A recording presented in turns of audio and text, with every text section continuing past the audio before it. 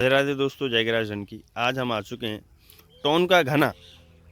यहाँ पर स्वयं श्रीनाथ जी बाबा पहाड़े पर बैठकर यहाँ पधारे हैं और यहाँ की बहुत ही सुंदर लीला है। अभी हम अपने सखी जी महाराज से आपको वर्णन कराते हैं और यहाँ की लीला से भी अवगत कराते हैं, दर्शन भी कराते हैं। राधे राधे।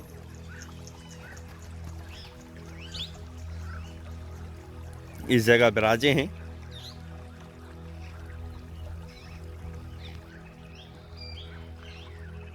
गिराधरण की जय, गोवर्धन नाथ की जय।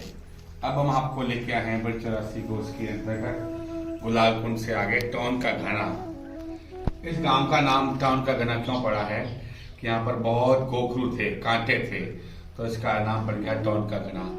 यहाँ पर पहले मलेच्छ का बहुत आतंक था, तो उसके डर के कारण गोवर्धन जी स्वयं पाड़े में सवारी करके यहाँ पधारे और स्वामी जी ने सुंदर सामग्री करके ठाकुर जी को अरुगाई और यहाँ कुंटोला को साग और सीरा बना के ठाकुर जी ने को अरुगाई स्वामी जी ने। और यहाँ पर बहुत ही सुंदर वार्ता है। और ये आपको दर्शन कर रहे हैं शाम तलाई और गोवर्धन जी की बैठक जलगड़ा यहाँ स्थान है। यहाँ पर टोन का घना की बहुत सुंदर लीला है और श्री जी बाबा यहाँ पर पाड़े पे की सवारी करके यहाँ पधारे। और यहाँ पर पहले मलेच्छ का बहुत आतंक था, इसलिए श्री जी बाबा बाल स्वरूप थे, इसलिए डर के मारे यहाँ पर पाड़े की सवारी करके यहाँ बहुत जंगलों में आप पधारे। और यहाँ पर बहुत गोखरू थे, तो पाँव में कांटे चुभ जाए। ठाकुर जी तो कभी चप्पल उन्होंने कभी पहना ही नहीं, खड़े कभी पहने नहीं, ऐसे ही ब्रिज में डोलते थे कि आप ब्रिज मस्तक लगे तो मुक्ति हो जाए। तो ब्रज की रच, तो इसीलिए ब्रज की रच बोलिए कि ठाकुर जी ने यहाँ पर खूब गौचारण लीला, बाल लीला सब करी। तो यहाँ पधारे और स्वामी जी ने अपने हाथों से सामग्री करके गोवर्धन जी को पास पधारी। तो आप दोनों ने मिलकर सामग्री अरुगने का विचार किया और कुंभदास जी ने कीर्तन को गाने की आज्ञा दी।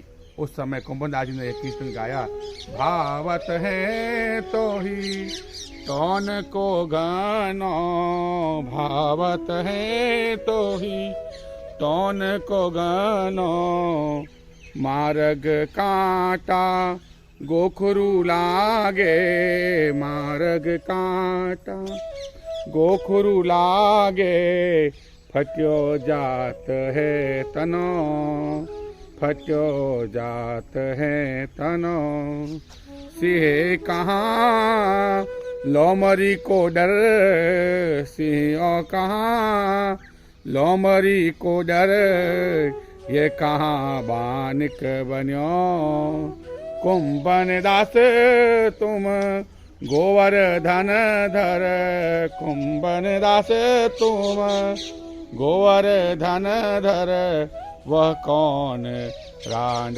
ढेडनी को जायो, वह कौन रांड ढेडनी को जायो, भावत है तो ही टोन को घनो। आक्रमण की करके लौटे जाने के समाचार आने के बाद स्वामी जी बरसाना पधार गई और गोवर्धन आदि अपने भैंसे पर सवारी करके अपने गिरिराज पर स्थित मंदिर में पधारे। भैंसे ने पर्वत से उतर कर देह छोड़ दी और लीला में चला गया। भैंसे का श्राप से उद्धार करने के लिए गोवर्धन जी ने यह लीला रची। ये बात वैसे तो इसकी पूरा जो विस्तार में है तो 84 वैष्णव की वार्ता में, कुंभदास जी की वार्ता में है। श्रीनाथ जी की प्रागट्य वार्ता के अनुसार चतुरा नागा नामक रिक्त साधु थे और गिरिराज जी ने भगवत स्वरूप मानते हुए श्रीनाथ जी के दर्शन पर्वत पर नहीं चढ़ते, दर्शन बिना बड़े व्याकुल रहते। उनको दर्शन देने श्रीनाथ जी स्वयं टोन का घना पधार थे और चतरा नागा ने श्रीनाथ जी को कांकुड़ा को साग और बाजरे की रोटी को भोग धरायो। बहुत ही सुंदर बात है कि काफ़ी ऐसे वैष्णव होते हैं कि भाई गिरिराज जी पे पाँव कैसे रखें। तो ऐसे ही चतुरा नागा था जो वैष्णव थे, तो ठाकुर जी के सखा थे, भगत थे, तो वो भी गिरिराज जी के ऊपर चढ़ते नहीं थे, तो यहीं आके चतुरा नागा में बैठते थे। तो श्रीनाथ जी स्वयं पधार के उनको दर्शन देते। कितने वो भाग्यशाली थे तो श्रीनाथ जी स्वयं पधार के उनको दर्शन देते थे। ऐसे ही अपन भावना करें, ऐसे ही तप करो। विरह न त्याप छे त्या मारा आप छे, जितना आप स्मरण और ताप और विरह करोगे तो प्रभु स्वयं पधारते ही हैं। जय श्री कृष्ण, राधे राधे। अब हम आपको चलते हैं डीग और राजस्थान की तरफ ये जो 84 कोस यात्रा है कुछ अमुख राजस्थान के अंदर आती हैं, जो आदि वृंदावन है जहाँ ठाकुर जी ने अपने माता पिता जी के लिए सब तीर्थों को बुलाया। तो अब हम उस तरफ चलते हैं, ऊंचाई की ओर चलते हैं अपन सभी वैष्णव। कल 5:15 बजे एक वैष्णव हमारे वल्लभ कुल के जो गौर चौबाजी होते हैं वो बहुत ही सुंदर आवाज़ लगाते हैं। एक बंसलता भाई है और भी रिकू भैया ऐसे बहुत ही सुंदर जोर से आवाज़ लगाते हैं। तो आज मेरे को उसकी बहुत शुद्धि आ गई कि वैष्णवो सांभळो आवती काले सवारे 5 बजे, ऐसा सुंदर आवाज़ लगाते हैं। और जहाँ जहाँ अपन जाते हैं उस कुंड का उसके सब स्थान का नाम लेते हैं, बहुत ही सुंदर आता है। तो सभी वैष्णव कल का अपना हेला है डीग। जय श्री कृष्ण, राधे राधे।